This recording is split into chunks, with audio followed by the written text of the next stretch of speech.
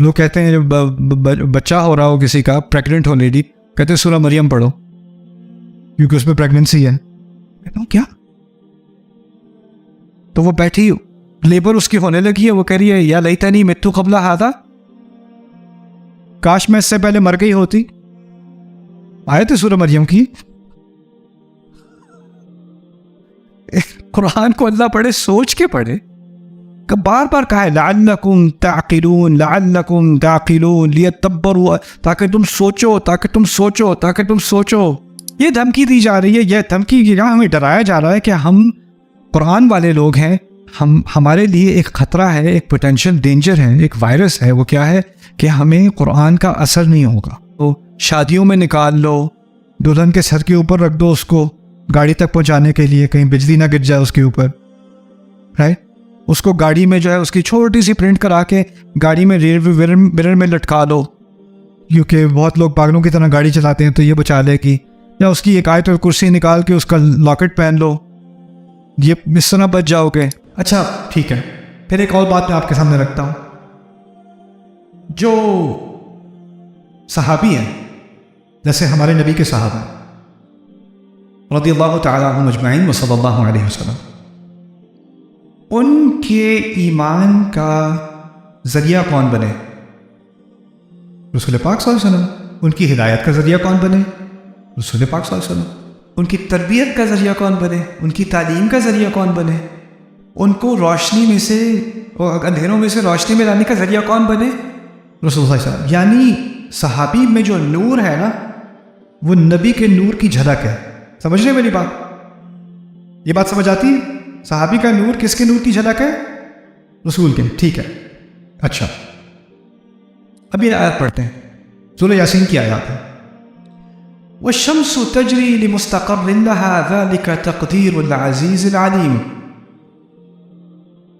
سورج چلتا ہے ایک خاص مقام اور خاص وقت پر، یہ اللہ تعالیٰ کی تقدیر ہے، اس کے لیے اس کی کیلکولیشن ہے، اس کی جو تمام کنٹرول رکھتا ہے اپنے پاس. العزیز جو تمام اقتدار والا ہے اور سب کچھ جانتا ہے. والقمر قدرناه منازل، اور چاند کو ہم مختلف منزلوں سے گزارتے رہتے ہیں. حتی عاد کالعرجون القدیم، جبکہ وہ بالکل ہی پرانے نخل کے پتے کی طرح دبلا سا نہ ہو جائے. العرجون القدیم.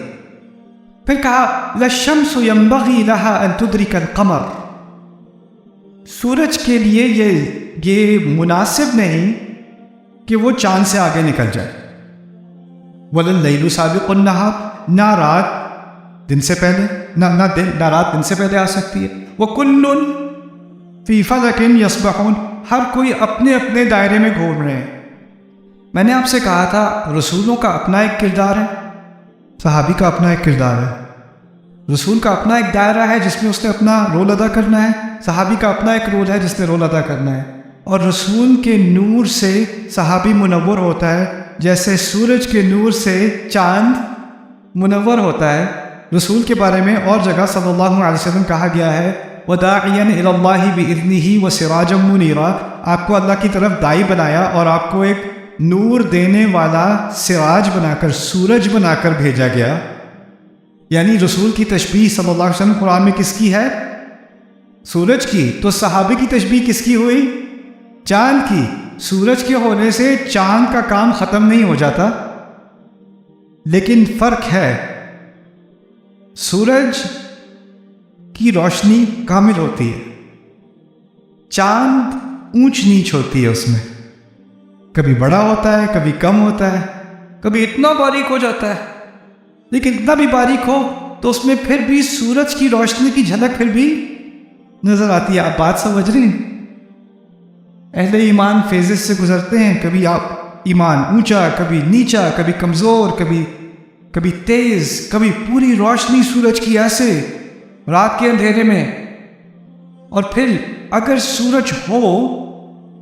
سورج ہو تو ایسے جیسے چاند نظر بھی نہیں آتا کیونکہ اس کی روشنی اتنی بڑی ہے. لیکن سورج کی غائبانہ، جب سورج غائب ہو جاتا ہے تو اس کی بس ایک ہی علامت رہ جاتی ہے، وہ کیا ہے؟ چاند. رسول کے ہمارے مابین نہ ہونے میں ہم کس چیز کی علامت ہے؟ ہم چاند ہوئے، ہم اپنے نبی کی علامت ہیں صلی اللہ علیہ وسلم. ہمیں اپنا کردار ادا کرنا ہے، فیزز ہو، کمزوری ہو، قوت آئے، ہر ایک کا اپنا ایک دائرہ ہے. کیا تناسب ہے، عجیب تناسب قرآن میں. یہ بات کہیں اور نہیں کی جیسے یہاں پر کہیں، جو شروع میں جو قصہ بتایا اور پھر اس کو کہتے ہیں مانوی تناسب. یہ ہے مانوی تناسب قرآن کا، اور یہ بہت گہرا ہے. اس میں بھی آپ میں سے جو لوگ لٹریچر اسٹڈیز کرتے ہیں، انگلش لٹریچر کے آپ قائل ہیں یا فلسفہ پڑھتے ہیں، پوئٹری پڑھتے ہیں، آپ کو اس کا ٹیسٹ ختم ہو جائے گا. آپ قرآن میں ذرا غوطہ لگاؤ تھوڑا سا، زندگی بدل جاتی ہے. چلیں ایک مثال دینی تھی دونوں کی. یہ آخری مثال ہے اس سیشن کی. بظاہر دو مختلف مضامین کا ربط، یعنی میں کہنا یہاں پہ یہ چاہ رہا ہوں کہ کبھی کبھار دو آیات ایک ساتھ ہوتی ہیں اور لگتا ہے کہ وہ دو مختلف مضامین ہیں، لیکن ان کا کوئی نہ کوئی ربط ضرور ہوتا ہے. ٹھیک ہے،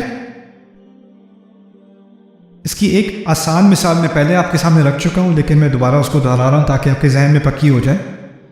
أَلَمْ يَأْنِ لِلَّذِينَ آمَنُوا أَن تَخْشَعَ قُلُوبُهُمْ لِذِكْرِ اللَّهِ وَمَا نَزَلَ مِنَ الْحَقِّ. کیا یہ وقت نہیں آ گیا، کیا ابھی فوراً وہ وقت نہیں آ چکا کہ جو لوگ ایمان لا چکے ہیں ان کے دل خشوع سے بھر جائیں اللہ کے ذکر سے، اور اس چیز سے جو اس نے سچ میں سے نازل کی.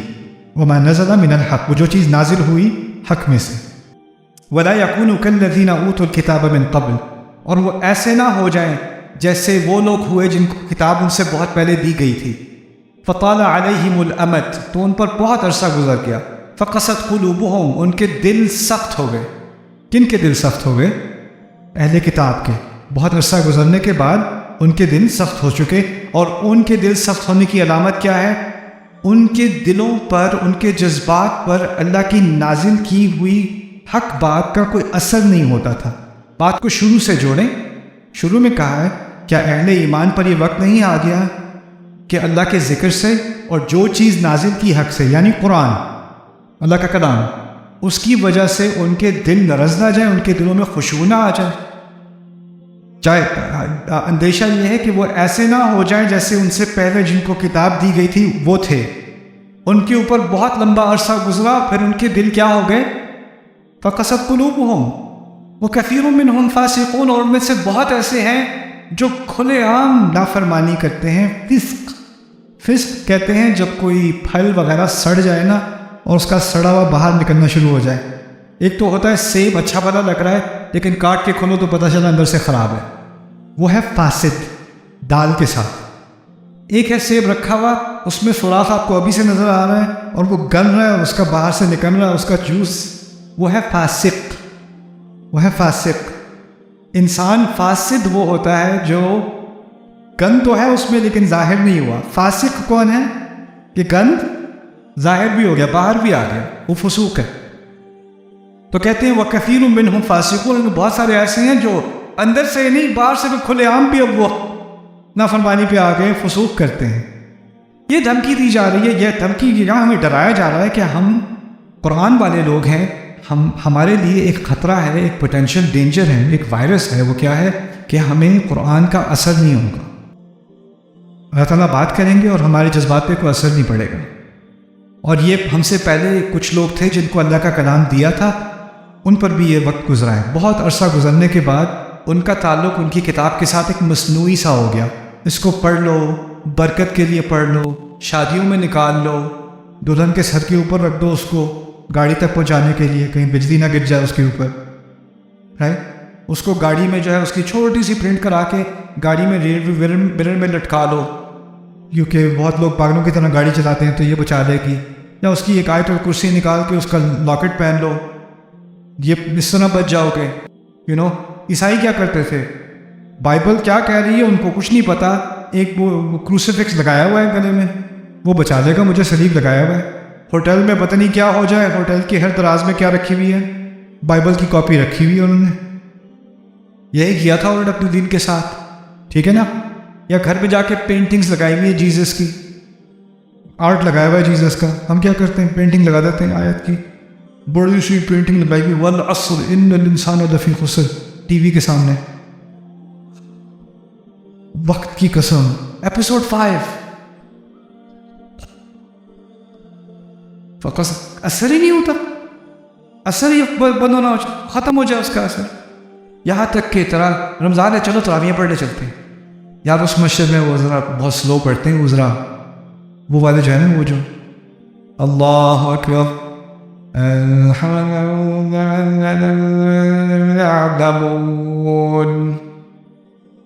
انہیں ہم کہتے ہیں یعلمون تعلمون حفاظ, کچھ نہیں سنائی دیتا سوائے یعلمون کے اور تعلمون کے. وہاں جا کے پڑھتے ہیں, جلدی جلدی فارغ ہو جائیں گے. کس چیز کا ٹائم نہیں ہے؟ قرآن کے سننے کا, قرآن پہ غور کرنے کا. ایسا نہیں ہے کہ ایک مصنوعی سا تعلق ہے قرآن کے ساتھ. آپ مجھے بتائیں میں کون سی آیت ہے وہ پڑھوں, کیونکہ میرا جو ہے روٹ کنال ہونے والا ہے, تو کون سی دعا میں پڑھوں یا کیا پھونکوں میں؟ اب قرآن پھونکنے کے لیے رہ گیا ہے, بس یہ پھونکنے کے لیے رہ گیا, کوئی بیمار پہ پڑھنے کے لیے رہ گیا ہے, یہ صورتیں پڑھنے یہ مسئلہ حل ہو جائے گا. یہ جیسے آپ فارمیسی پہ جاتے ہو, الرجیز ہیں تو یہ میڈیسن لے لو, اور اگر ہیڈ ایک ہے تو یہ لے لو.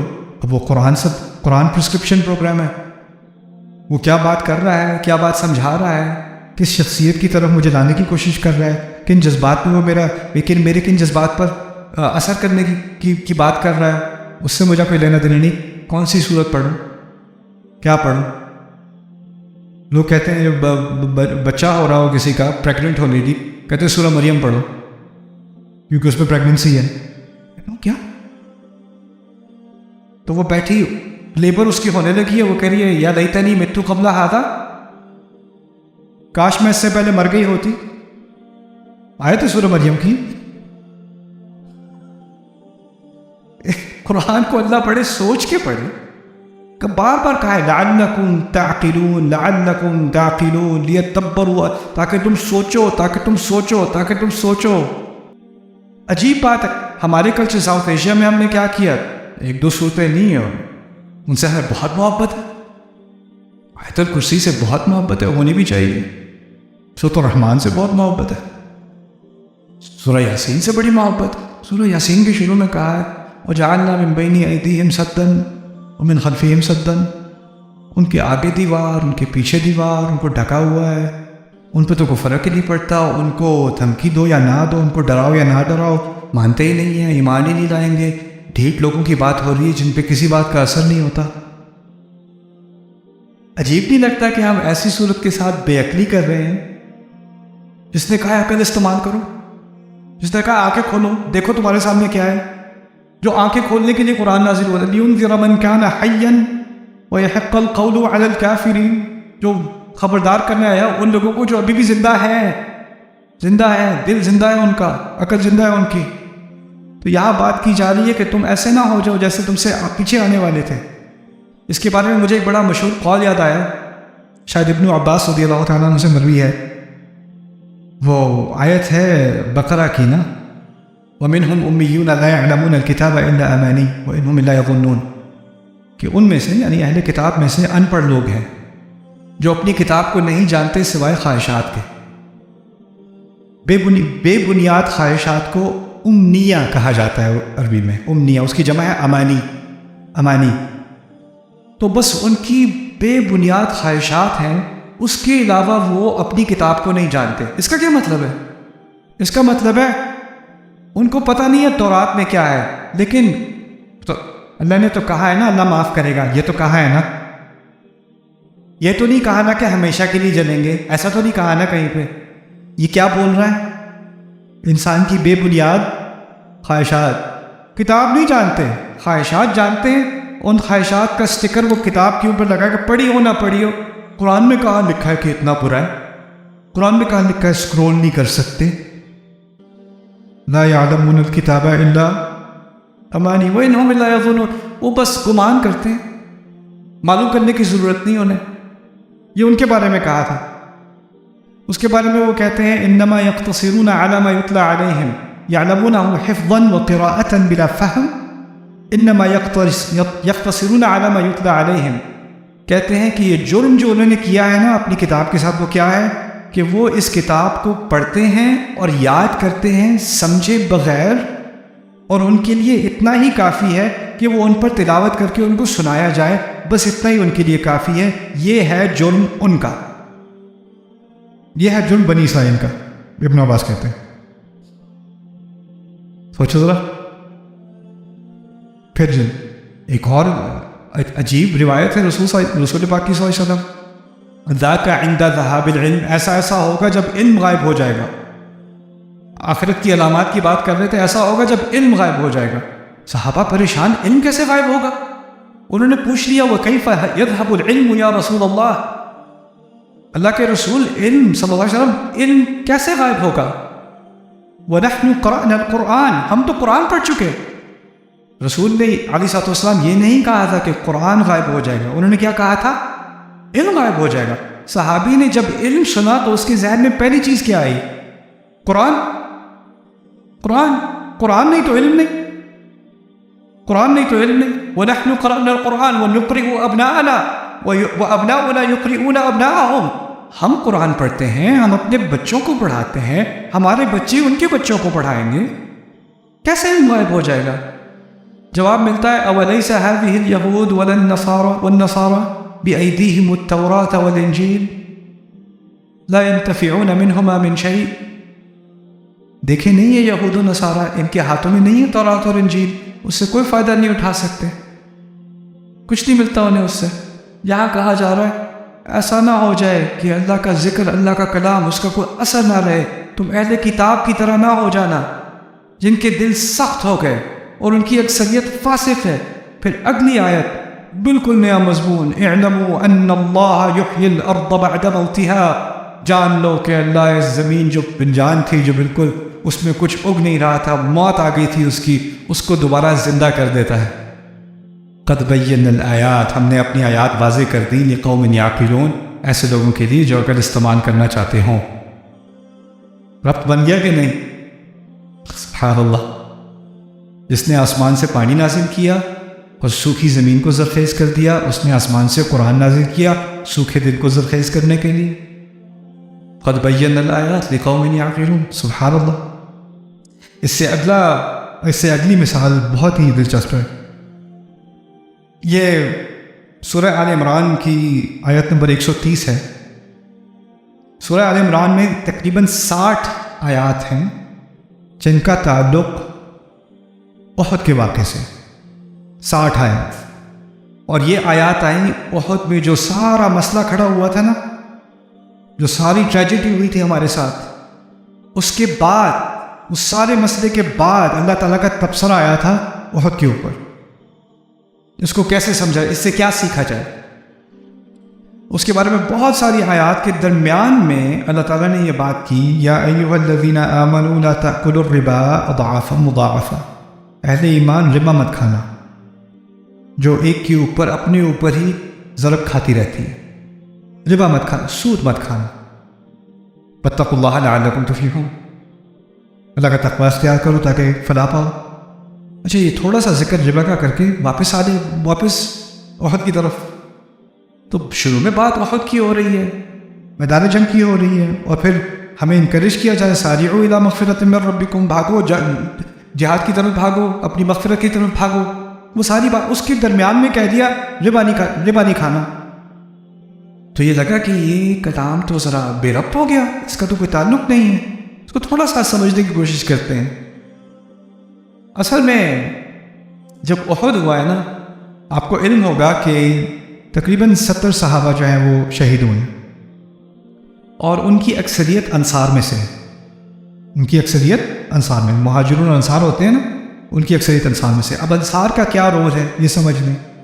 انصار جو ہے نا، وہ جو اقتصادی سپورٹ ہے مسلم کمیونٹی کی، وہ انصار سے آ رہی ہے۔